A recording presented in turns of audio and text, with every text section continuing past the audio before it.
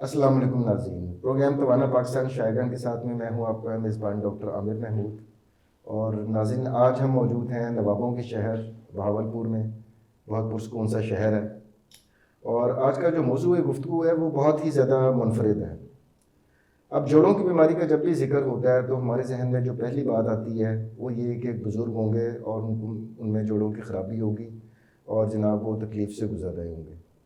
लेकिन आपको शायद ये सुन के हैरानी होगी कि कुछ ऐसी कैफियत होती हैं कि जिसमें जोड़ों की बीमारी बच्चों को भी लाहक हो सकती है, जिसे हम जुवेनाइल आर्थराइटिस कहते हैं। तो आज हमारा यही मौजूद गुफ्तगू है और जिन एक्सपर्ट को हमने स्टूडियो में दावत दी है वो जनाब साउथ पंजाब के पहले क्वालिफाइड रूमेटोलॉजिस्ट हैं, डॉक्टर सैयद अली रुख साहब। असिस्टेंट प्रोफेसर मेडिसिन हैं, कंसल्टेंट रूमेटोलॉजिस्ट हैं, Quaid-e-Azam medical college and Bahawal Victoria hospital. उसके अलावा डॉक्टर साहब सिटी हॉस्पिटल बहावलपुर में भी प्राइवेट प्रैक्टिस कर रहे हैं और मुख्तार शेख हॉस्पिटल मुल्तान में भी। डॉक्टर साहब, welcome to the show. Thank you doctor Aamir, बहुत शुक्रिया। तो जिस तरह प्रोग्राम के इब्तदाइये में मैंने जिक्र किया कि बच्चों में भी जो है वो जोड़ों की दर्दें हो सकती हैं, तो होता इस तरह कि जब बच्चा ग्रोइंग फेज़ में होता है, बच्चे की नशोनुमा हो रही होती है, तो कई दफ़ा बच्चा शिकायत करता है जिस्म में दर्द की, और वालिदैन शायद ये समझते हैं कि बच्चे की नशोनुमा की उम्र है, अभी ये बढ़ रहा है, तो ये शायद नॉर्मल है। तो सबसे पहले तो नाज़रीन को ये बताइएगा कि what are the red flags, वो कौन सी ऐसी ख़तरनाक किस्म की अलामात होती हैं जो अगर बच्चे में नज़र आएँ तो वालिदैन का शक जाना चाहिए कि ये इसको वाकई कोई सीरियस किस्म की जोड़ों की बीमारी है और ये आम ग्रोइंग पेन नहीं है। जी, once again thank you very much doctor Aamir for inviting me. Basically juvenile arthritis, juvenile हम कहते हैं बच्चों को। 16 साल से जो कम उम्र के लोग हैं वो इस एज ग्रुप को हम कहते हैं जुवेनाइल। आर्थराइटिस मींस कि जोड़ों की प्रॉब्लम, जोड़ों के दर्द, ठीक है। और इसमें एक लफ्ज़ और ऐड करें, इडियोपैथिक। तो इडियोपैथिक का मतलब है कि इसकी कॉज अभी बहुत ज़्यादा नोन नहीं है। तो जुवेनाइल इडियोपैथिक आर्थराइटिस, हरफ आम में बच्चों का गंठिया। तो जो पेरेंट्स हैं वो कंफ्यूज रहते हैं ऑब्वियसली कि अभी बच्चे हैं, दौड़ रहे हैं, भाग रहे हैं, स्कूल गए हैं, खेल रहे हैं, कोई अपनी गेम्स में बहुत ज़्यादा इन्वॉल्व हैं, तो ये दर्द उसकी वजह से ही होगा, जिसको हम ग्रोइंग पेन कहते हैं। ठीक है, ग्रोइंग पेन ज़्यादा कॉमन है as compare to juvenile idiopathic arthritis, JIA से। तो इसमें बेसिकली जो पेरेंट्स को फ़ौरन डॉक्टर के पास जाना चाहिए। उसके अंदर जो इम्पॉर्टेंट है लिम्पिंग है। बेसिकली लिम्प यानी लंगड़ा के बच्चा अगर चलना शुरू हो जाए, या जो सुबह उठ के बच्चे जैसे कि बहुत ज़्यादा फ्रेश होते हैं, स्कूल जाने के लिए भाग दौड़ कर रहे होते हैं, कोई नाश्ते के लिए मम्मा उनके पीछे भाग रही होती हैं समटाइम्स, और वो आगे आगे होते हैं, तो वो जो एक्टिविटी है ना वो लेवल बहुत डाउन हो जाता है। तो बच्चे से उठा नहीं जा रहा सुबह बिल्कुल, या वो लंगड़ा कर चल रहा है और उठने में बहुत ही ज़्यादा उसको तकलीफ़ से गुजरना पड़ रहा है। तो इस तरह की अगर कैफियत हैं तो पेरेंट्स को फिर एक कंसल्टेंट रूमेटोलॉजिस्ट के पास जाना चाहिए। जी बिल्कुल। और बाकी अदरवाइज़ जो है वो रूटीन के जो होती हैं वो तो खैर खेल कूद के दौरान बच्चा थकावट का शिकार भी होता है, फिर बच्चे नॉन स्टॉप खेलते भी हैं, इस तरह भी होता है ना। बच्चों का तो माशाल्लाह एनर्जी लेवल बड़ों की निस्बत बहुत ज़्यादा होता है कि स्कूल से आते हैं और इधर बैग उतारा और उधर फिर मशगूल हो गए, फिज़िकली एक्टिव रहते हैं, तो कुछ तो वो नॉर्मल पेन्स हो गई ना। लेकिन जैसा आपने कहा कि अगर तो वो लंगड़ा के चलना शुरू हो गया मॉर्निंग में, सुबह के टाइम, अच्छा, बाद में ये ठीक हो जाता है डॉक्टर साहब? दिन जैसे से गुजरता है जी, तो लंगड़ाहट जो है उसकी वो कम हो जाती है उसमें? जी, चूँकि देखिए ग्रोइंग पेन्स ना यूजुअली रात को या शाम के टाइम होते हैं, जब बच्चा अपने जो रूटीन एक्टिविटीज़ खेल कूद से फारिग होता है ना, फिर वो रात को टांगों में दर्द हो रहा है उसके, और वो किसी जोड़ के लोकेट नहीं कर रहा होता, वो डिफ्यूज सा पेन होता है, यानी वो कहेगा थाइज में पेन हो रहा है, टांगों में हो रहा है, तो वो यूजुअली ऐसे होता है। लेकिन अगर बच्चा पॉइंट करना शुरू हो जाए ना कि इधर दर्द है, तो वो फिर इसका मतलब ये है कि जुवेनाइल आर्थराइटिस हो सकता है। अच्छा, ये आपने बड़ी इंपॉर्टेंट बात बताई कि एक तो ये है कि एक अमूमी दर्द है, बच्चा कह रहा है पूरा जिस्म में दुख रहा है उसका, लेकिन दूसरी सिचुएशन ये है कि बच्चा पॉइंट आउट कर रहा है कि जनाब मेरे घुटने में दर्द है जी, मेरे इधर इस साइड के ऊपर दर्द है जी बिल्कुल, या मेरी यहाँ पर दर्द है जी। तो उस वक्त भी हम कह सकते हैं कि ये जुवेनाइल इडियोपैथिक आर्थराइटिस का मरीज हो हो सकता सकता है, है बिल्कुल। और उसकी फर्दर इवैल्यूएशन की ज़रूरत हो जाएगी। अच्छा डॉक्टर साहब, ये जो है बच्चों वाला जुवेनाइल इडियोपैथिक आर्थराइटिस, वैसे तो इडियोपैथिक आपने बोल दिया, उसका मतलब ही ये है नाजरीन, इडियोपैथिक हम ऐसी बीमारी को कहते हैं जिसकी कोई वजह मालूम ना हो, लेकिन फिर भी अब तक के जो रिसर्च हुई है उसके मुताबिक ये क्यों हो जाता है, और ये बड़ों का जो आर्थराइटिस है, जो जोड़ों की सोजिश है, उससे किस तरह फ़र्क होता है ये? जी, देखिए इडियोपैथिक का मतलब ये कि अभी तक रिसर्च चल रही है और कोई ना कोई कॉज मालूम पड़ जाएगी, जैसा कि आपने कहा। जो रिसर्चेस बता रही हैं उसमें यही है कि जो क़ुव्वत मुदाफ़ियत है, ऑटो इम्यून प्रोसेस, जो कि हमारी बॉडी के अंदर मौजूद है और जरासीमों से लड़ने के लिए, जैसे वायरसेस आ जाते हैं, बैक्टीरिया आ जाते हैं, उनसे लड़ने के लिए कुदरत ने हमारे जिस्म में रखा है। अब ये जब एक्टिव होना है तो वायरसेस और बैक्टीरिया के अगेंस्ट होना चाहिए। अब अपने ही जोड़ों के अगेंस्ट एक्टिव अगर हो जाता है और अपने ही जोड़ों को प्रॉब्लम में डाल देता है, दर्द की फॉर्म में, सोजन की फॉर्म में, तो एक तो ये कॉज तो है, ये स्टैब्लिश्ड अच्छा, है। बड़ों में अगर हम बात करें तो डॉक्टर साहब रूमेटॉइड आर्थराइटिस आप मुझसे बेहतर जानते हैं, वो भी ऑटोइम्यून डिजीज़ ही कंसिडर होती है, तो हम ये कह सकते हैं कि ये रूमेटॉइड आर्थराइटिस अगर बच्चों में अगर हो रहा है तो हम उसको जुवेनाइल आर्थराइटिस कह देते हैं, क्योंकि ऑटोइम्यून तो ये भी है, इसमें भी हमारा अपना मुदाफ़ाती निज़ाम ही, वो कहते हैं ना जी, अपने ही गिराते हैं नशेमन पे बिजलियाँ। जी तो बिल्कुल। हमारे अपने मुदाफ़ाती निज़ाम जिसने हमें जरासीमों से और बाहर के इन्वेडर से बचाना था, वो हमारे अपने ही जोड़ों के ख़िलाफ़ काम करना शुरू हो गया। बिल्कुल। तो इसमें अब तक की रिसर्च से ये मालूम हुआ कि हमारा जो इम्यून सिस्टम है वो बच्चों का जो है वो इन्वॉल्व है इसमें, और वो जोड़ों पर असरअंदाज हो रहा है। जी बिल्कुल। देखिए इसका इक्विवेलेंट आप कह सकते हैं, लेकिन जुवेनाइल इडियोपैथिक आर्थराइटिस की किस्में हैं, जिसमें एक किस्म है जिसको पॉली आर्टिकुलर JIA कहते हैं, वो रूमाटाइड आर्थराइटिस की तरह का होता है। उस पॉली मीन्स कि उसमें मल्टीपल जॉइंट्स इन्वॉल्व हैं। 5 या 5 से ज़्यादा। ठीक तो है। और जैसे रूमाटाइड आर्थराइटिस में ये छोटे जोड़ इन्वॉल्व होते हैं, एग्जैक्टली। ये वाले, और PIPs जिसको हम प्रॉक्सिमल इंटरफेरेंशियल जॉइंट्स या रिस्ट, तो ये हाथों के जोड़ और पाँव के जोड़ ज़्यादा इन्वॉल्व होते हैं रूमाटाइड आर्थराइटिस में। तो पॉली आर्टिकुलर JIA वो वैरायटी है जो रूमाटाइड आर्थराइटिस का काउंटर पार्ट है बच्चों के अंदर। बड़ों में वो रूमाटाइड आर्थराइटिस कहलाएगा। पॉली आर्टिकुलर JIA बच्चों में वो एक वैरायटी है जो कि रूमाटाइड आर्थराइटिस की तरह की होती है। तो और वैरायटीज़ भी हैं इसकी। तो वो भी सर ज़रा बता दीजिए कि ये जुवेनाइल की और कौन कौन सी इकसाम है। एक तो आपने पॉली आर्टिकुलर बता दिया कि जिसमें ज़्यादा जॉइंट्स इन्वॉल्व हो रहे हैं, कोई ऐसे भी होते हैं कि जिसमें 1 या 2 जॉइंट्स ही सिर्फ इन्वॉल्व हो रहे हैं? जी बिल्कुल, उसको हम ओलिगो आर्टिकुलर कहते हैं।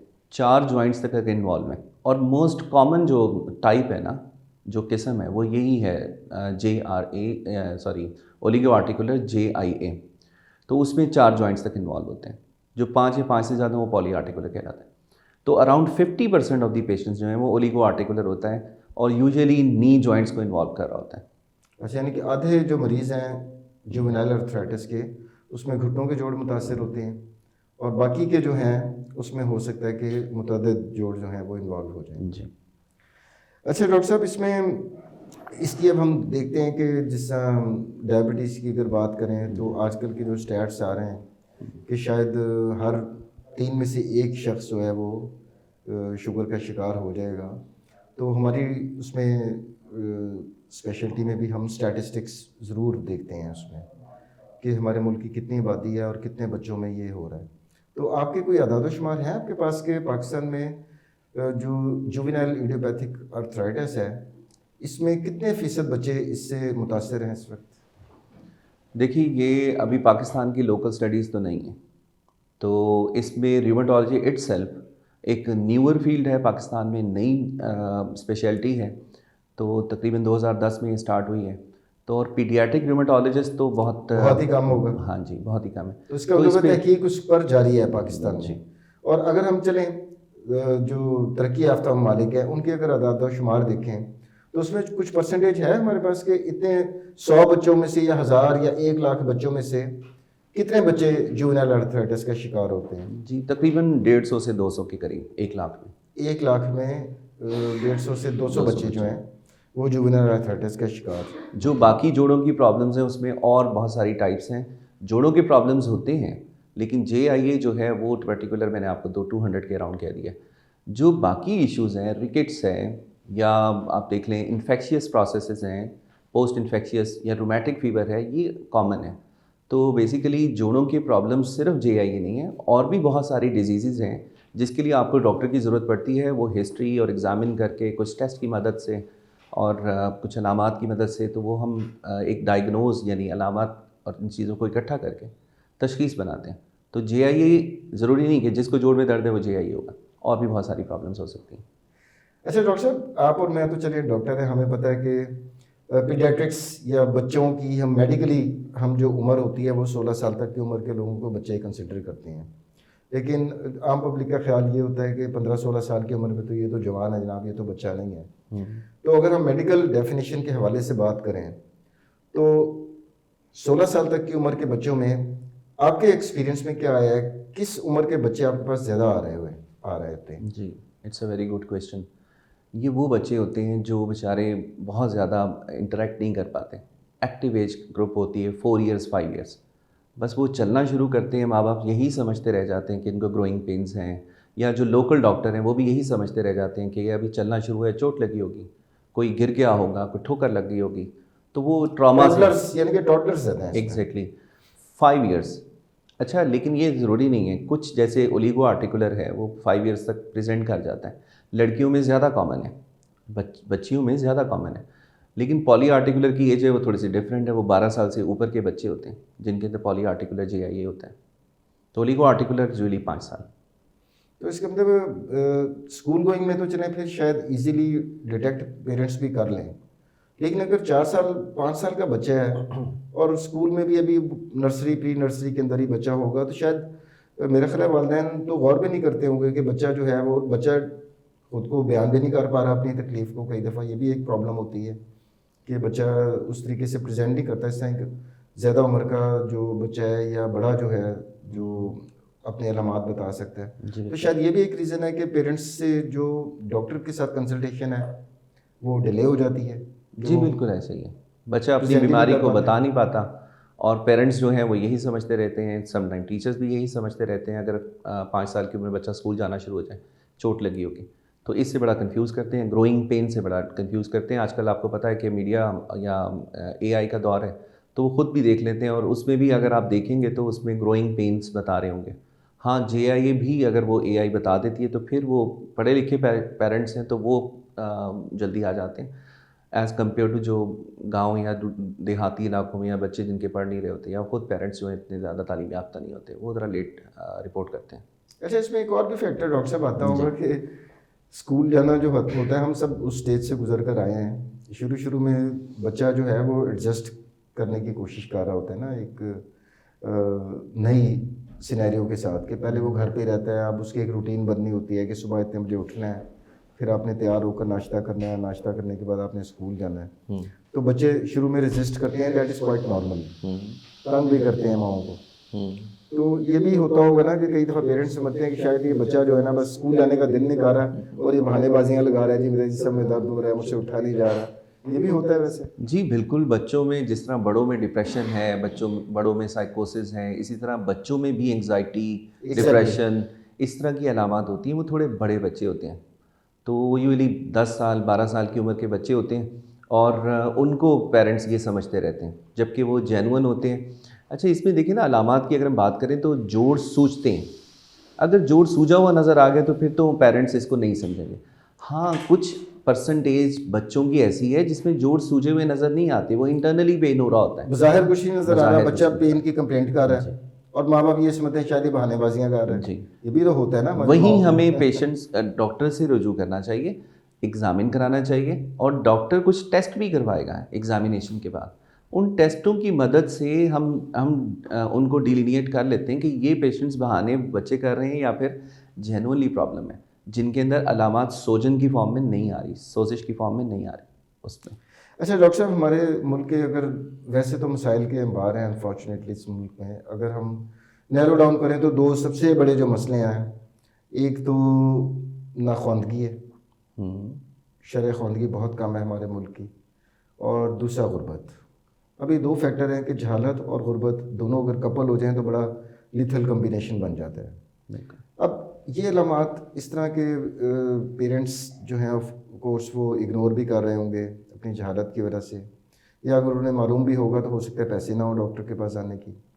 तो अगर जुवेनाइल अर्थराइटिस ज़्यादा अरसे तक इग्नोर्ड रहे या डॉक्टर के पास एवेलुएट होकर उसका ट्रीटमेंट ना शुरू हो, तो इसमें क्या लॉन्ग टर्म कॉम्प्लिकेशंस क्या हो सकते हैं? कोई माजूरी वगैरह भी हो सकती है इसमें? जी बिल्कुल। देखिए कुछ अरसा पहले ऑलमोस्ट कोई 20 इयर्स बिफोर आप देखें तो जुवेनाइल आर्थराइटिस मींस बच्चा व्हील चेयर पे आ जाएगा, अच्छा। ये समझा जाता था। लेकिन देखिए अर्ली ट्रीटमेंट, अर्ली डायग्नोसिस और अर्ली ट्रीटमेंट उसको क्रिपल्ड होने से, जैसे आप बता रहे हैं, माजूरी से बचा सकती है। तो जो ये पहले मिसकंसेप्शन थी, अब ये रूमेटोलॉजिस्ट और बाकी डॉक्टर्स मिलकर हम काम कर रहे हैं इसके ऊपर कि पेशेंट की अर्ली तशखीस हो जाए और अर्ली जो है ना ट्रीटमेंट स्टार्ट हो जाए। बाकी जो आपका है, डेफिनेटली आपकी ये काविश बहुत अच्छी है कि आप पेशेंट्स को और पेरेंट्स को आप इसमें एजुकेट कर रहे हैं कि जुवेनाइल आर्थराइटिस भी एक चीज़ का नाम है, एक बीमारी का नाम है। तो पहले एक और भी मिसकंसेप्शन ये थी कि जी जिसको आर्थराइटिस हो जाए यानी गंठिया हो जाए तो लाइफ लॉन्ग दवाइयाँ खानी पड़ती हैं, तो इस वजह से वो डॉक्टरों की तरफ रुजू नहीं करते, वो चले जाते हैं किसी क्वैक्स के पास, ऐसे हकीमों के पास जो कि उनको ये झूठा दावा कर देते हैं कि जी हम ठीक कर देंगे। तो उस झूठे दावे की वजह से बच्चे ज़्यादा क्रिपल्ड होते हैं। तो बेसिकली गुर्बत के अलावा कुछ हमारे माशरे में ऐसे अनासर हैं जिनको एक्सप्लॉइट करते हैं उस गुर्बत को भी और इग्नोरेंस बदकिस्मती की बात है कि अभी तक हम अतायत पे और ये जो, और ख़ास तौर पे डॉक्टर साहब जो सोशल मीडिया के तरक्की करने की वजह से एक ये भी हुआ है कि सोशल मीडिया डॉक्टर्स भी बहुत ज़्यादा आ गए हुए हैं और ख़ास तौर पर वो उन बीमारियों को टारगेट करते हैं जिनके इलाज मुश्किल हों, महंगे हों या लॉन्ग टर्म चलने हों। तो लोग बेचारे सादा लोग होते हैं हमारे यहाँ पर, जब इस तरह के क्लेम्स आए कि जनाब शुगर का जड़ से खात्मा, हालांकि शुगर जड़ से ख़त्म नहीं की जा सकती, तो फिर लोग कहते हैं कि चलो यार let's give it a chance, try करके देखते हैं, हो सकता है वाकई कोई मुआवजा हो जाए। जी बिल्कुल। इस चक्कर में आप देखें कि उनकी दुकानदारी भी चल रही है। इस पे भी हमें गवर्नमेंट से और जिस तरह से हमें एक दरख्वास्त करनी चाहिए कि सोशल मीडिया पे सिर्फ मुस्तनद डॉक्टर्स की एक्सेस हो, उनके अकाउंट्स को देखकर, उनकी क्वालिफिकेशंस को देखकर एग्जैक्टली एक्सेस दी जाए कि जो अवेयरनेस का, और ये काम जो बेसिकली ये काम है थोड़ा सा मुश्किल भी है। तो क्योंकि डॉक्टर की लाइफ आपको पता है कि बहुत ज़्यादा बिजी होती है और ख़ास तौर पे जो बच्चों को यानी जो प्रोफेसर लेवल पर होते हैं उन्होंने पढ़ाना भी है, साथ क्लिनिक्स भी देखने हैं और साथ पेशेंट्स भी देखते हैं और फिर क्लिनिक अपना प्राइवेट क्लिनिक भी करना है, तो लाइफ बड़ी स्टक होती है। तो लेकिन फिर भी अगर ये कुछ लोग काम कर रहे हैं ऐसा, तो उनको एनकरेज करना चाहिए कि वो अवेयरनेस को दे रहे हैं और सही अवेयरनेस दे रहे हैं, आगाही दे रहे हैं मुख्तलिफ बीमारियों के मुतालिक, तो एनकरेज करना चाहिए गवर्नमेंट को और डिस्करेज करना चाहिए क्वैक्स को। हाँ बिल्कुल, ये तो खैर वैसे हमारे जो हुकूमती इदारे हैं उनके लिए इतना मुश्किल काम नहीं है। सोशल मीडिया के ऊपर जब उनके इंटरव्यूज़ आ रहे हैं तो उनको चेक करना कोई इतना बड़ा मुश्किल काम नहीं है कि वाकई क्वालिफाइड डॉक्टर हैं या नहीं है, और ये सर्टिफाइड इंफॉर्मेशन जो मुसद्दक़ा साइंसी सूलों पर है ये वो मालूमात दे रहे हैं या अपनी तरफ से कुछ कह रहे हैं। अच्छा डॉक्टर साहब, इसकी अब हम डायग्नोसिस की तरफ आते हैं। आपके पास एक पेरेंट्स जो हैं वो आए हैं और टिपिकल उन्होंने अलामात वही दी हैं कि जनाब ये बच्चा जो है ये 1 या 2 जोड़ों में मुसलसल शिकायत कर रहा है दर्द की, तो हम आपके पास लेकर आए हैं। जी बिल्कुल। तो आप तशख़ीस करने के लिए कौन कौन से टेस्ट करवाएंगे? उसके टेस्टों से पहले हिस्ट्री वेरीफाई करेंगे, एग्जामिनेशन की फाइंडिंग्स देखेंगे और उसके बाद फिर हम कुछ प्लान करेंगे डिपेंडिंग अपॉन कि इसकी अलामत और एग्जामिनेशन की फाइंडिंग्स क्या हैं। तो जो कॉमन तरीन टेस्ट हैं जो हर जगह पे तकरीबन अवेलेबल हैं, मौजूद हैं लेबॉर्ट्रियों के अंदर, वो एक है EESR, इरिथ्रोसाइट सेडिमेंटेशन रेट, तो बड़ा सस्ता सा टेस्ट है। जी बिल्कुल। और दूसरा CRP क्वांटिटेटिव, यानी सी रिएक्टिव प्रोटीन्स हैं। ये दोनों ऐसे मार्कर्स हैं जो बॉडी के अंदर कहीं सोजिश हो ना, हम उसको पिक कर पाते हैं इसकी मदद से, प्रोवाइडेड कि कोई और बीमारी साथ ना हो। ये अगेन डॉक्टर ने डिसाइड करना है कि ये किसी और बीमारी की वजह से है या फिर JIE की वजह से। इस तरह एक CBC टेस्ट है, उसमें हम प्लेटलेट्स की मिकदार देख लेते हैं। प्लेटलेट्स अगर बड़े हुए हैं तो ये फिर अगेन फेवर करेगा JIE को। इसमें भी प्लेटलेट्स बढ़ जाते हैं? जी बढ़ सकते हैं। अच्छा, इसमें फिर दूसरी एक बीमारी होती है systemic onset JIE, systemic JIE भी कहते हैं। उसमें फिर आपने देखना होता है कि साथ फीवर भी होता है, बुखार भी होता है जोड़ों की सोजिश के साथ साथ, उसमें आपने मज़ीद टेस्ट करवाने होते हैं। तो उसमें डिपेंडिंग अपॉन के पेशेंट को किस मतलब स्टेज पे प्रेजेंट किया है सिस्टमिक JIE के अंदर, तो वो हम स्टेज के हिसाब से मज़ीद टेस्ट भी एडवाइस कर सकते हैं, जिसमें इवन बोन मैरो जो बायोप्सी है वो भी करवानी पड़ सकती है। जो मज़ीद टेस्ट हैं उसमें रूमेटाइड फैक्टर, क्वांटिटेटिव और ANA टेस्ट, ये हम ज़रूर करवाते हैं हर JIE के मरीज़ के अंदर। और उसकी ANA की टेस्ट करवाने की वजह ये है कि देखें, इसमें जोड़ों से निकल, अगर हम बाहर सोचें तो ये आँखों को मुतासिर करती है बीमारी, जिसमें यूवियाइटिस, जो कि यूजुअली सिम्टोमेटिक होता है लेकिन एसिम्टोमेटिक भी हो सकता है, यानी इसमें अलामत रेडनेस की फॉर्म में, आंखों के अंदर सुर्खी की फॉर्म में, या ये धूप या फिर लाइट चुभने की फॉर्म में आ सकती है। तो बेसिकली यूवियाइटिस, रेडनेस हो जाती है आंखों के अंदर, लेकिन एसिम्टोमेटिक, बच्चे को कोई अलामत नहीं है। और उस पेशेंट का हमें आंखों का मुआयना करवाना होता है, ख़ासकर उन पेशेंट्स के अंदर जिसमें ANA टेस्ट पॉजिटिव होगा, तो हमें ऑप्थेल्मोलॉजिस्ट को भी दिखाना होता है इसमें। तो ये कॉमन टेस्ट है। अच्छा डॉक्टर साहब, ये JIA या जुवेनाइल अर्थराइटिस जो है, अर्थराइटिस से मुराद तो जोड़ों की सोजिश या उनकी कोई बीमारी हम कंसिडर करते हैं, तो क्या इसमें हमारे जिस्म के बच्चे के जिस्म के दूसरे अज़ा भी इससे मुतासिर हो सकते हैं? जी, बहुत अच्छा क्वेश्चन है। I was waiting for that कि सिर्फ जोड़ों की हद तक ये बीमारी महदूद नहीं है। आप अगर देखें तो इसमें आँखों की इन्वॉल्वमेंट हो सकती है, और इन फॉर्म ऑफ यूवियाइटिस, जैसे मैंने पिछले आपको बताया भी है। और यूवियाइटिस जो है, अगर यूवियाइटिस सिम्टोमेटिक है तो जल्दी पकड़ा जाएगा, आंखें रेड हो जाएंगी, अलामात आ जाएंगी। लेकिन एसिम्टोमेटिक जो है उससे ब्लाइंडनेस तक हो सकती है। अच्छा। बच्चा अंधा हो सकता है। तो ये एक बहुत बड़ी कॉम्प्लिकेशन है। तो आप ये देखेंगे, इसको पिक करने के लिए हमें इसको बार बार टेस्ट करवाना पड़ता है, आंखों का मुआयना कराना पड़ता है। तो इस ब्लाइंडनेस से बचा जा सकता है अगर हम अर्ली पिक कर लें। मुस्तकिल अंधापन होता है डॉक्टर साहब, परमानेंट ब्लाइंडनेस? जी बिल्कुल हो सकती है। देखिए ना, जब यूवियाइटिस कॉम्प्लिकेट होगा तो उसकी कॉम्प्लिकेशंस की वजह से अंधापन हो सकता है।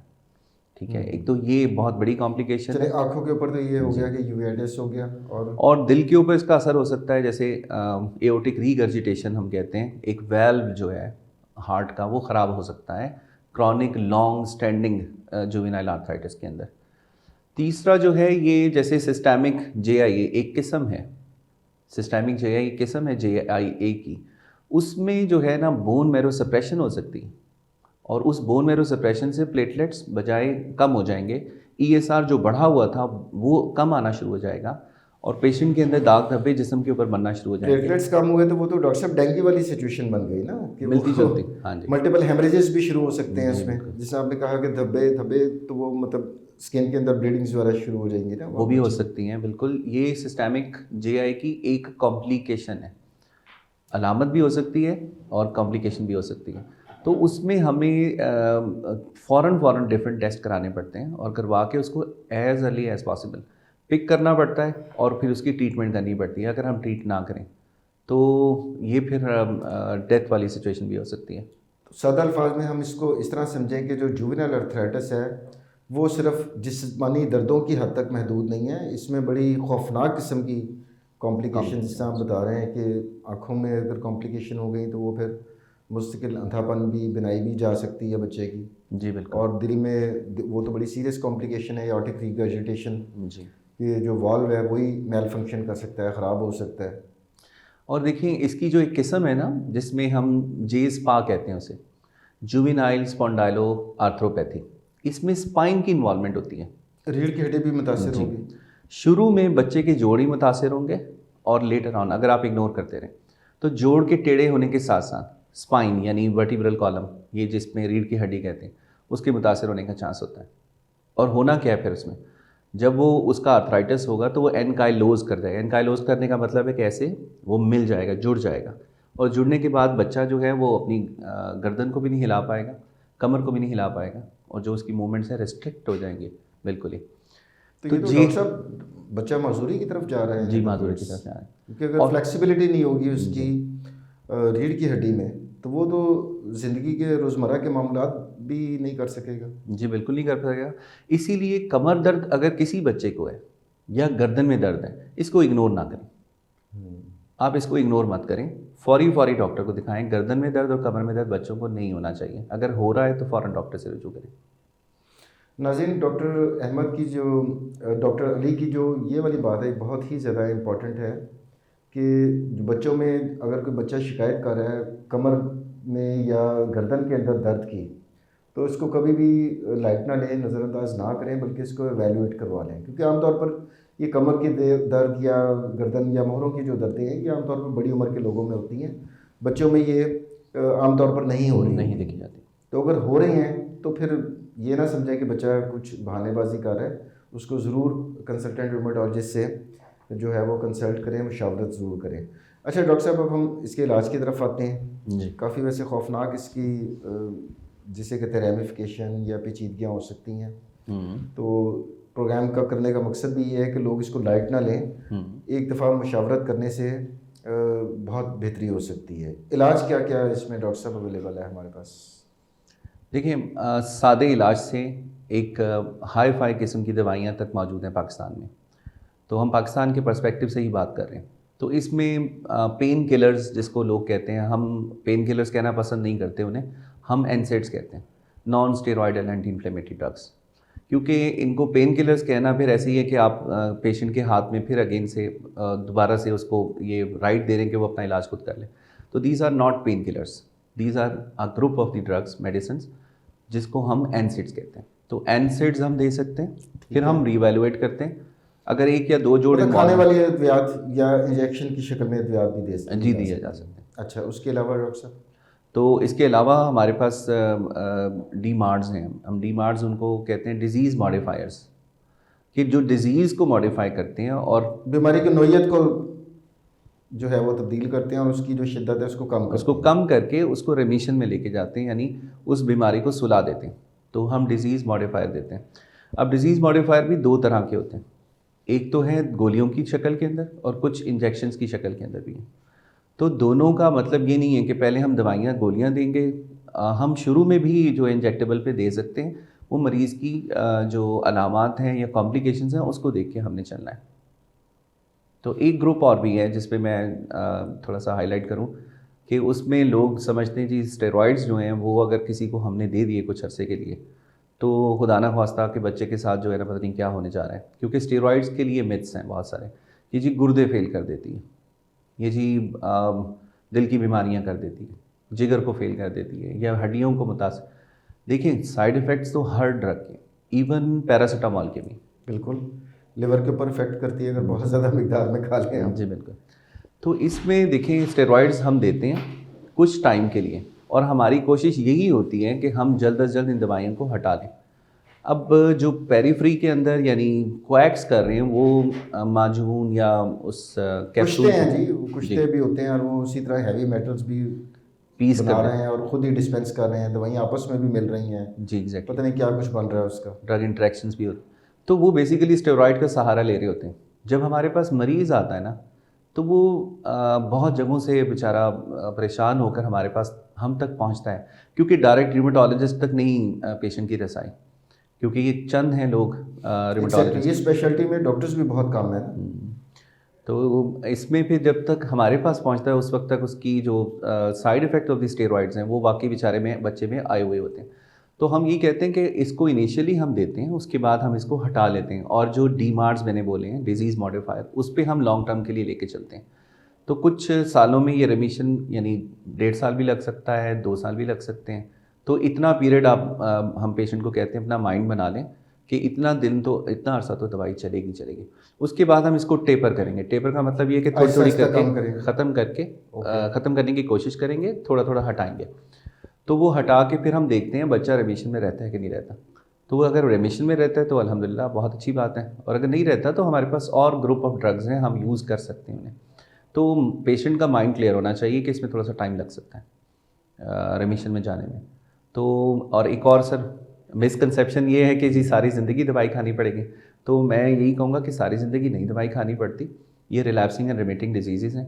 अगर रिलैप्स कर गया तो हमें दवाई देनी पड़ेगी, यानी बीमारी की नौयत जो है बढ़ गई है तो हमें दवाई देनी पड़ेगी।